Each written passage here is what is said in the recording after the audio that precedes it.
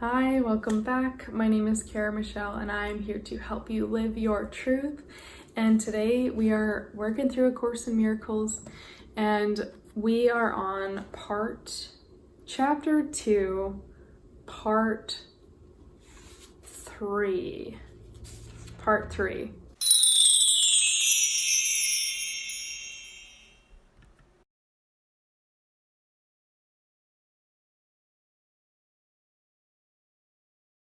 So this one is the altar of God, and one of the things I really love about this one, and even the first time I read A Course in Miracles, I loved this part, was how we need to realize that the temple is not a structure. So let me just read a few parts and then I'll explain it, because it's saying that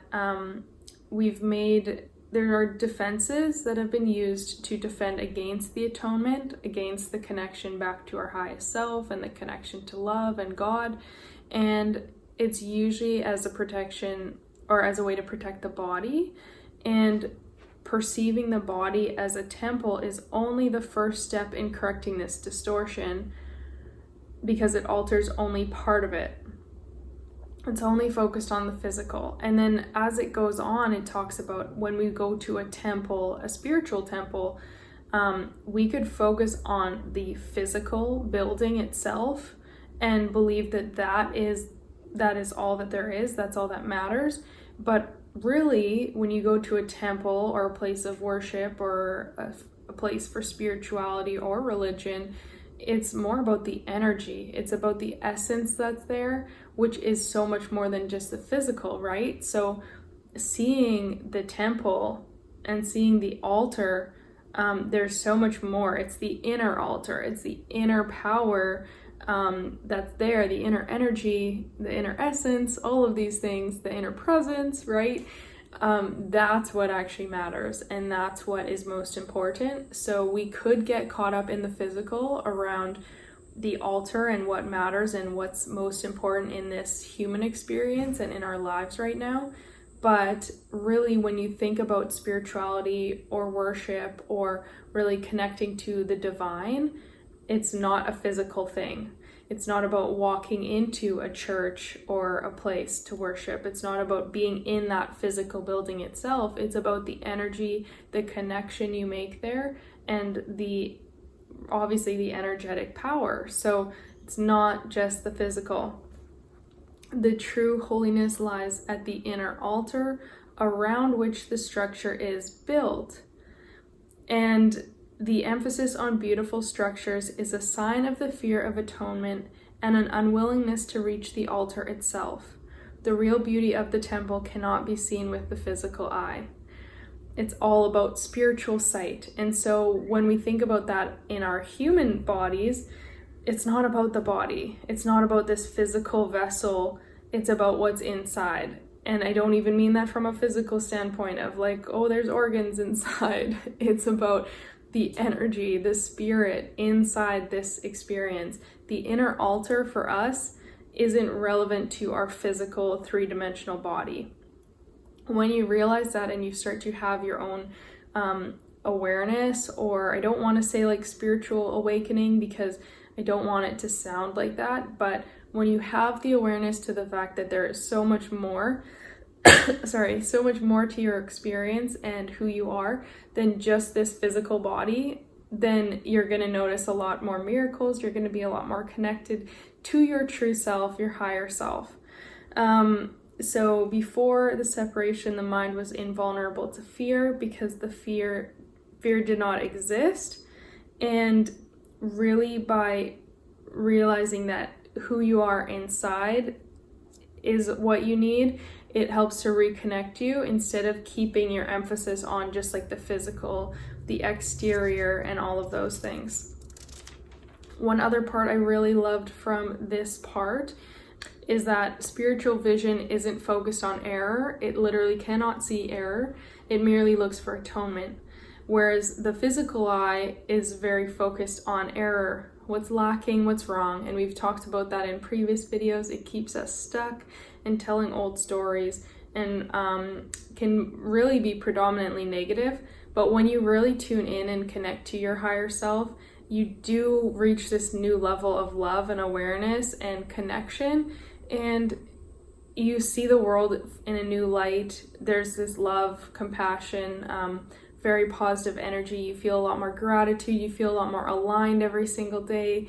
And I even know from my own experience doing all of the spiritual work I've done and a lot of releasing around things to get to where I am, I can now walk around and I feel a lot less impacted by the negative because I can keep my vibration high. I can still operate from a place of love and looking for solutions instead of being very negative and looking at the problems. Society is very problem focused, like all these things are wrong and all these things are struggles and everyone's hurting from this, instead of looking at the positive and the love and finding how can we fix that. Or what could I do that could make a difference? Or how am I already making a difference just by being me and by spreading this energy or this love or positivity? So spiritual vision is most important. And here it also says that we are all entitled to the perfect comfort that comes from perfect trust.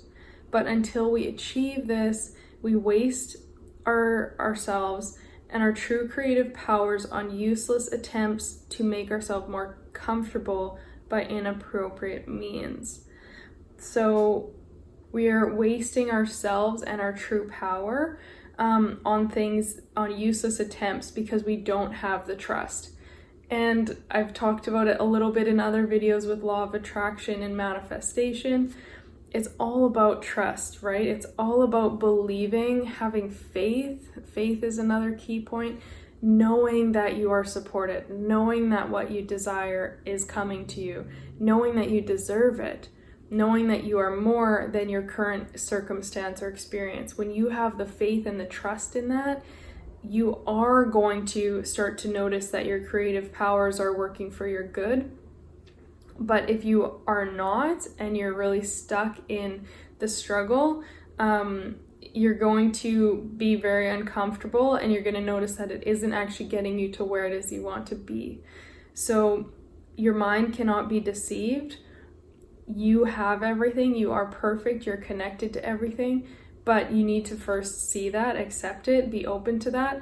And when you start looking for that more, you'll notice that more and more comes to you. So with that said, let's get into the lesson for today, and lesson number 10.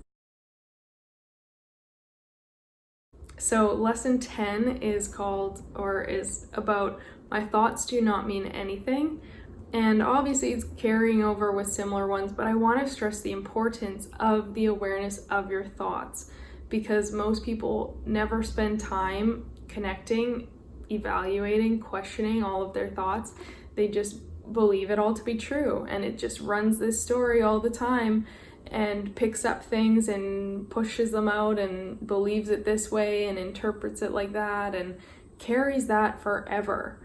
So you need to, and I hate to say the word need, but like if you want to find freedom from struggle, from anxiety, limiting beliefs, trauma, heartache, all of these different negative things, past experiences, then you need to become aware of your thoughts and really spend your time and energy on catching them and just paying attention. Like what am I thinking about, and what does it actually mean, or what is it teaching me, or what is it telling me about my own beliefs? How is that maybe impacting or limiting me in other areas of my life? All of these kinds of questions. So my thoughts do not mean anything. This is bringing you the idea that the thoughts of which you are aware are meaningless, outside rather than within, and then stress their past rather than their present. And it's emphasizing that the presence of these thoughts means that you are not thinking. If you have thoughts in your mind, it means you're not thinking, because it's just a way of repeating an earlier statement in your mind. So if you have a thought about something, it's really just repeating an earlier statement or an earlier experience or an earlier worry. So it's not actually new, it's not anything meaningful more often than not. And so you can close your eyes, and whatever idea or thought comes to you, you can think about it, and you can go, my thought about blank does not mean anything. And also, I really like this idea will help to release me from all that I now believe. This idea will help to release me from all that I now believe. Because all that we believe right now is based on our past. And if you realize that your thoughts really don't mean anything, and you stop giving them so much power and stop letting them control your life, then you are going to be released, and you are going to be able to create new beliefs, to see the world in a new way. This idea will help to release me from all that I now believe. Practice it, try it out throughout the day as well, and really just remembering that whatever you give your power to, that's what you're going to notice. If you continue to focus on certain thoughts, that's what you're going to continue to believe. But if you start to focus differently, if you start to realize that they don't matter, or they don't hold the power or the story that you've been giving them, if you choose to change the story, you can believe something new. So let me know in the comments if you're going to give this a try, or how your awareness has been coming along with your thoughts over these last 10 days. I'm excited to hear what you've noticed, what kind of things have maybe been a challenge for you, what's been working, and I'll see you tomorrow.